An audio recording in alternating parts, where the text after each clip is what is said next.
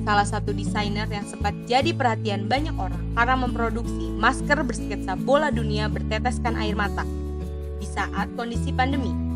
Kembali memperkenalkan 6 koleksi busana berbentuk dress dengan menonjolkan warna-warna rainbow sesuai ciri khasnya dalam membuat desain pakaian. Menurut Miggy, warna-warni tersebut jadi identitas dirinya dalam berkarya. Susunan warna pelangi seperti merah, orange, kuning, hijau, biru, dan ungu jelas banyak memberikan makna tersendiri untuk dirinya dalam berkarya. Keenam koleksi busana Miggy antara lain Rainbow After the Rain, yang menurut Miggy desain tersebut terinspirasi dari musibah banjir yang terjadi di Jakarta. Di dalam tema desainnya, Miggy menguraikan harapan dan empati dalam bentuk desain busananya.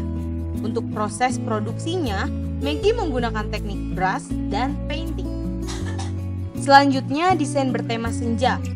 Tema tersebut terinspirasi saat dirinya merenung di saat waktu transisi antara siang menjelang malam, di mana menurut Miggy, setiap orang akan selalu mengabadikan momen tersebut. Tema dari koleksi ini menurut Miggy memiliki kesulitan tersendiri, karena dalam prosesnya Miggy menggunakan teknik semprot, di mana komposisi bahan yang digunakan untuk proses pewarnaan harus tepat.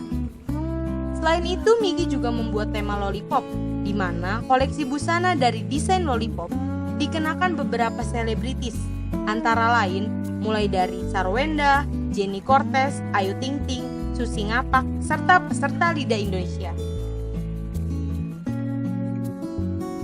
Kalau yang ini adalah lollipop yang di belakang saya. Yang ini pernah dipakai untuk keluarga Ruben Onsu, Mbak Sarwenda. Terus yang di ujung pernah dikenakan untuk Mbak Jenny Cortez waktu di acara di lisensi After the Rain tersebut. Susi Ngapak ya dipakai untuk video klip Lollipop. Nah itu ada yang ini sama yang ada beberapa lagi tapi nggak.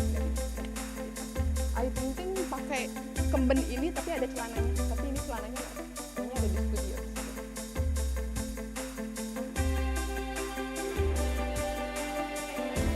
Awalnya itu yang pasti Miggy punya cita-cita ya, dan punya mimpi atau punya keinginan ingin mempercantik, ingin membuat sesuatu yang cantik dan indah.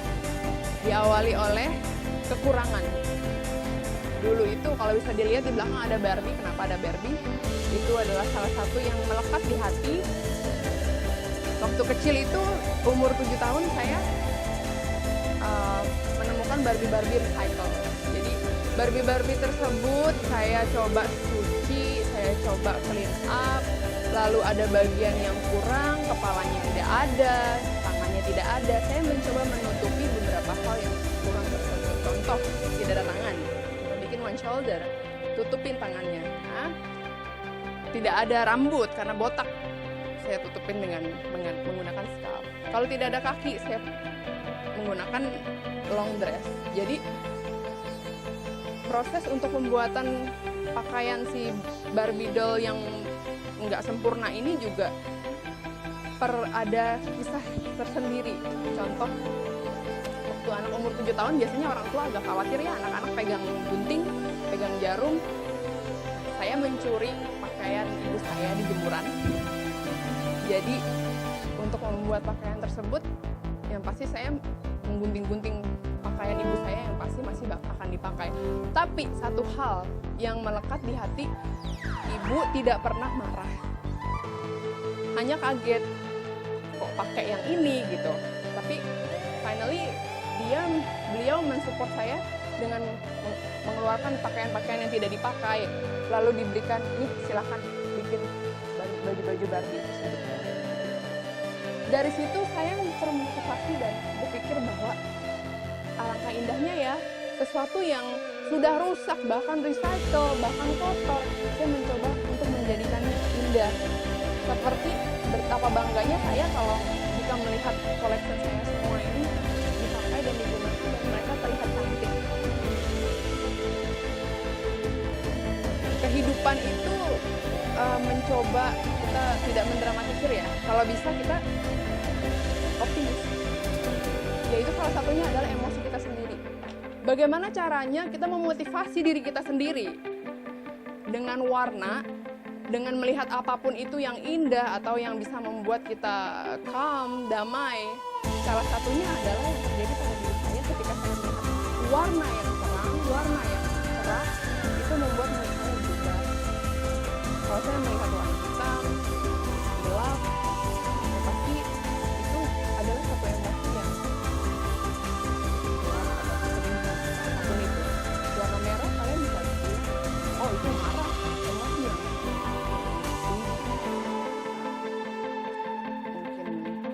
mungkin banyak orang mengartikan apapun itu dengan warna. Yang ini yang saya rasa ya si rainbow patches tersebut.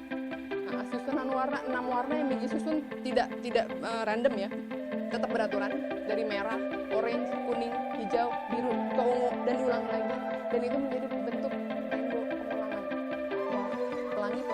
Bisa aja kan, habis setelah merah saya random acak-acak, mungkin nggak kelihatan seperti rainbow, seperti full color. Beda lagi ya. Karena teknik yang Migi gunakan itu dari merah sampai ungu itu disusun sesuai dengan urutan rainbow, maka dari situ itu saya rasanya sudah menjadi ciri khas Migi sebagai desainer di Indonesia. Di luar negeri, karya Migi Ria Saleh juga sempat dipamerkan di acara bertajuk The Biggest Festival di Sydney, Australia. Sedangkan di dalam negeri, lulusan Esmod Jakarta ini juga sempat memamerkan karyanya di Jember Fashion Carnaval, Indonesia Fashion Week, Bali Fashion Festival, dan lainnya. Selain disibukkan dengan pembuatan karyanya, Migi juga punya mimpi untuk mengangkat kehidupan anak-anak Indonesia supaya menjadi lebih baik, yakni dengan membuka free school yang ditujukan untuk anak-anak yang mempunyai bakat seperti melukis, membatik, atau kreativitas lainnya. Migi meyakini bahwa anak-anak itu adalah ibarat bibit yang harus dirawat biar tumbuh. Saya selalu membuat desain itu adalah menjadi the center of attention, yaitu adalah pusat perhatian. Kalau pusat perhatian, yang pasti satu, teknik yang saya gunakan itu selalu warna, karena orang kalau melihat satu yang kontras, berbeda dari yang lain, itu udah pasti pakai itu. Nah, kebanyakan collection Migi ini digunakan untuk di stage. Yang baru kemarin bulan Februari kemarin itu salah satu collection Migi sudah bisa masuk di runway untuk The Biggest Festival di Sydney. Festival terbesar yang selalu ditunggu oleh seluruh dunia satu tahun, Mardi Gras namanya. Ada satu figur yang saya banggakan dan itu menyentuh di hati ya. Di tahun 2019 saya mengikuti studi lagi untuk fashion, bertemu dengan Faris Dinan. Kalau kalian semua tahu Jember Festival, dia ketuanya dan dia mengajar di kelas. Beliau adalah sosok yang sangat saya banggakan dan mungkin sangat saya rindukan sampai hari ini.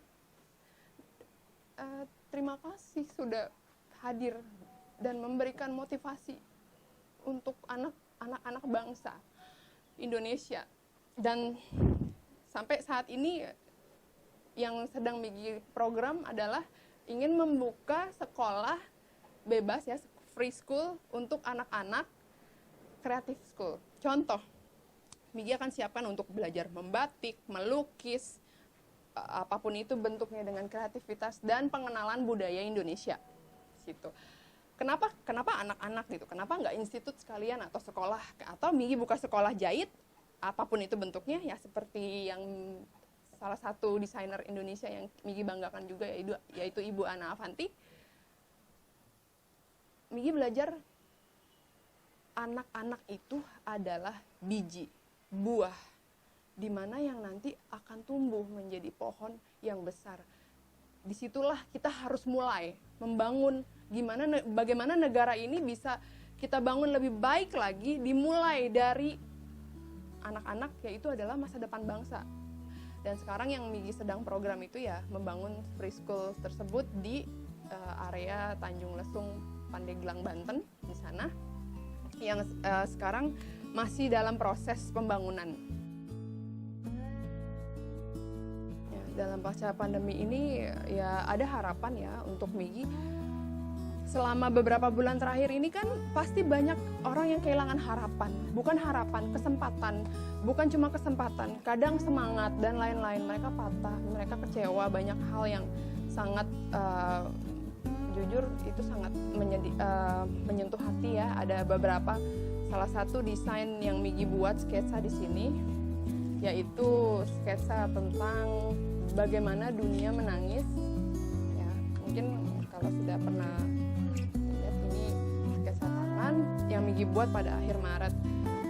Itu memang bentuk kesedihan. Tapi di situ sebagai seseorang yang berpikir untuk tetap optimis, cari kesempatan apapun itu yang bisa kalian lakukan di rumah. Ya, tetap lakukan sesuatu. Tidak mungkin tidak ada kesempatan, tidak mungkin tidak ada waktu, tidak mungkin kita lihat di sekitar. Itu cuman karena kita sadar atau tidak ada kesempatan di sekitar yang bisa kita ambil, kita buat sesuatu, terus maju. Bukan hanya ya bersedih, ya ikutin waktu aja, ya tunggu waktu selesai deh. Bukan itu. Tetap berpikir besok bisa lakuin apa ya yang bisa dilakukan. Besok kita itu selalu ada yang namanya